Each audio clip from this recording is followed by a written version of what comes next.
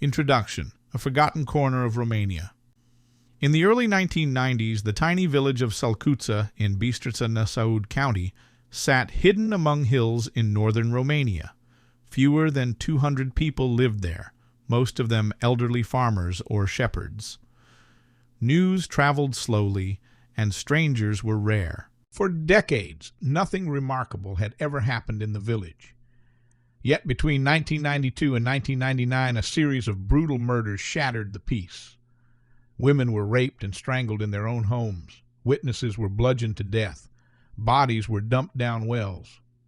The crimes terrified the villagers and baffled the authorities, and to this day, no one has been held accountable. Those events are collectively known as the Sălcuța Serial Killer case. The following narrative reconstructs the case from contemporary reports and later investigations. It adopts a documentary style, casual and conversational, but anchored in the evidence. All names and dates have been checked against Romanian news archives and legal records. Where there are contradictions or uncertainties, they are identified. A village cursed? Many locals believed Sălcuța was cursed long before the 1990s. According to village elders interviewed by Gazeta de Bistrița, a drunken Orthodox priest who had been expelled from the village at the beginning of the 20th century supposedly placed a curse on Sălcuța, wishing the worst misfortunes on its inhabitants. The story is likely folklore, but the idea of a curse gained currency as mysterious deaths began to occur. Between the late 1980s and the mid-1990s, several villagers died under suspicious circumstances. Cirila Valia was found with his throat cut. A man named Uța died in unexplained circumstances. Elderly women such as Susana Grama, Susana Kans, Ilișca Pop, Ilișca Bungardean, and Ilișca Cifor were found dead, with signs of violence, yet the deaths were recorded as accidents or heart attacks.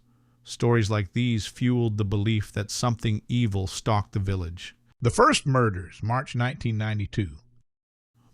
The confirmed string of murders began in the early hours of 25 March 1992.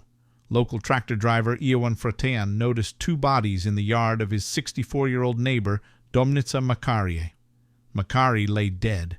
Beside her was Frătean, still alive but severely beaten. He died in hospital without regaining consciousness. Macarie's autopsy showed she had been raped and strangled. There were no strong leads. A list of local men was compiled, but all were ruled out. Villagers later claimed that Macarie died clutching a tuft of blonde hair. She was nearly white-haired, so the hair must have been from her attacker. Nonetheless, investigators dismissed the hair as if she had torn out her own hair. A blonde agricultural technician named Viorel Salvan, who had reportedly been exposed by Macarie for petty theft, was rumored to be the source of the blonde hair. Witnesses said he smoked Kim brand cigarettes, and such cigarette butts were found in the church tower near the crime scene. Despite these clues, Salvan was never formally investigated and eventually left the region. Attempted assault on Anna Kiss. Later that year, a widow named Anna Kiss was attacked in her barn by a man who tried to rape her. She begged him to stop and tried to talk him out of it. Suddenly the attacker began trembling, released her, and fled.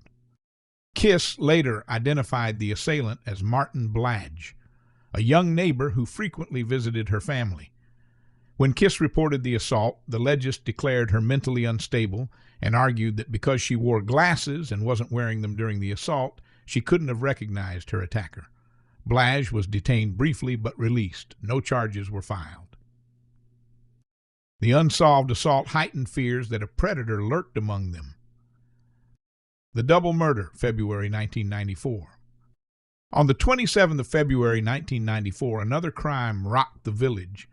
Anika Russ, 58, went out one evening to look for a missing sow near the cultural hall where the animal often hid. She was cornered by a man who tore off her kerchief and strangled her with it. Elena Kans, 68, happened to walk past delivering a glass of milk to her sister. She witnessed the attack and tried to run, but the killer chased her down, raped her, and strangled her with her own kerchief. Both bodies were thrown down a dry well behind the hall and were not discovered until April. Again, the police formed a list of suspects, but made no arrests. The murders showed the killer's increasing boldness. Both women were attacked in the open, and the second victim was murdered solely because she was a witness. Another wave of violence. In the years following the 1994 double murder, other elderly villagers died under peculiar circumstances. Eliška Pop, aged 71, was found near her yard, well covered in blood. Villagers who bathed her before burial saw bruises on her face and throat, and even intestines protruding from her body. Investigators ruled the death a heart attack. An elderly woman named Eliška Chifor sold her home and moved away after allegedly being raped by Martin Blaj. She told friends she feared he would kill her next. Soon after, Susanna Konz was found dead. Her body bore marks of violence on the face and neck similar to the earlier victims, yet the legist again cited heart failure. Locals were outraged by what they saw as systemic cover-ups, but with no autopsies or forensic tests, the deaths were not officially connected to the serial murders. Another suspect emerged, Avram Katinean, a former policeman dismissed for drinking. Villagers felt his behavior around women was odd and speculated that he lived with his mother in an incestuous relationship. Police polygraphed him. The test results were deemed inconclusive and he was released. With each unprosecuted suspect and each dismissed death, the villagers' trust in the authorities eroded. The 1999 murder of Viorica Trombițaș. The last confirmed murder occurred on the 17th of October 1999 in the nearby village of Vermeș. Concerned neighbors noticed that Viorica Trombițaș, an elderly woman known for her sociability, had not been seen all day. Peering through a window, they saw her lying on the floor. Police found she had been sexually assaulted and strangled with a nylon stocking. Because Viorica was the sister-in-law of Francisc Trombițaș, a shepherd who once worked in Sălcuța, investigators immediately focused on him. They learned that Francisc had once proposed marriage to Viorica, and some villagers described an in-joke between them about undressing. This was apparently enough to arrest him. After his arrest on the 21st of October 1999, Francisc, then 63, and suffering from facial nerve paralysis, confessed to killing Viorica and under interrogation to killing the 4 earlier victims. He even participated in a filmed reenactment of the crimes. However, his confession was riddled with contradictions.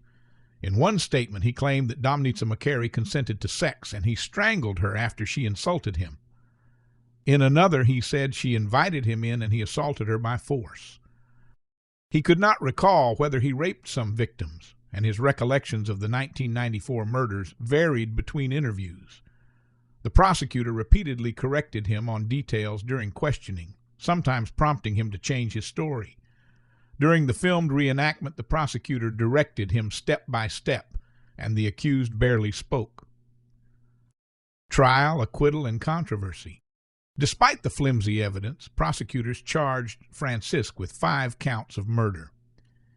In December 2004, the Bistrița Tribunal acquitted him, ruling that his confessions and the reenactment were implausible and likely coerced. The court noted that the prosecutor's interventions during interrogation amounted to pressure and that the reenactment resembled a scripted film. Nonetheless, the Cluj Court of Appeal overturned the acquittal and sentenced him to life imprisonment. The case went to the High Court of Cassation and Justice, Romania's Supreme Court, which in May 2009 finally acquitted him on all charges. By then, Francisc had already suffered enormously. He spent 13 months in custody, during which he partially paralyzed. After his release, he lived 9 years under the stigma of being a suspected serial killer. He died in October 2009, 5 months after the High Court cleared him. His family sued the Romanian state for damages. Villagers were divided. Some believed Francisc was guilty. Others, including his son Alexandru Trombițaș, insisted he was innocent and demanded forensic evidence. Alexandru pointed out that the only physical evidence collected at the crime scenes were pubic hairs that DNA tests later proved did not match his father. Alexandru also alleged that his father was drugged with sedatives during interrogations, causing hallucinations and contributing to his paralysis. Other suspects. Viorel Salvan. Rumors about Viorel Salvan persisted for years. He was described as a blond agricultural technician who smoked Kim cigarettes. Macri had allegedly caught him stealing and exposed him. When Macri and Ioan Frătean were murdered in 1992, she was found clutching blonde hair. Investigators dismissed this evidence as self-inflicted, despite her white hair. Salvan left the village soon after and was never questioned. Martin Blaj. Martin Blaj, another local man, was linked to multiple incidents. He allegedly attempted to rape several elderly women, including Anna Kiss, whose near rape he abandoned when she spoke to him. Kiss identified him as her attacker, but investigators dismissed her testimony as delusional because she didn't wear her glasses during the assault. Blaj reportedly took a lie detector test and passed. Other women, such as Eliska Chifor, accused him of rape and fled the village in fear. He was never charged and eventually emigrated. Avram Cătinian. Avram Cătinian, a former policeman, returned to Sălcuța after being expelled from the force for alcohol abuse. Locals noted his unsettling behavior towards women and considered him a suspect. Police subjected him to a polygraph, but the result was ambiguous. Either he was innocent, or he was so accustomed to interrogation that he fooled the machine. He was released and the investigation stalled. Other rumors. The list of suspicious deaths fueled speculation about more victims and possible perpetrators. Some villagers whispered that an extraterrestrial presence was abducting people. Others blamed the ancient curse. What is clear is that at least 5 people were murdered between 1992 and 1999, and possibly many more. Officially, only those 5 murders were ever investigated as a serial case, and even those files were poorly handled. A case lost to time. By the time Francisc Trombitaș was acquitted in 2009, the statute of limitations for the earliest murders had already expired, and the final murder statute would lapse in 2014. This meant that even if new evidence emerged, no one could be prosecuted. After Francisc's acquittal, the authorities briefly reopened the investigation, but restricted it to Viorica Trombitaș's murder. No further arrests were made. The human toll on Sălcuța was profound. Many villagers moved away. By 2009, only about 80 people remained in the once thriving community.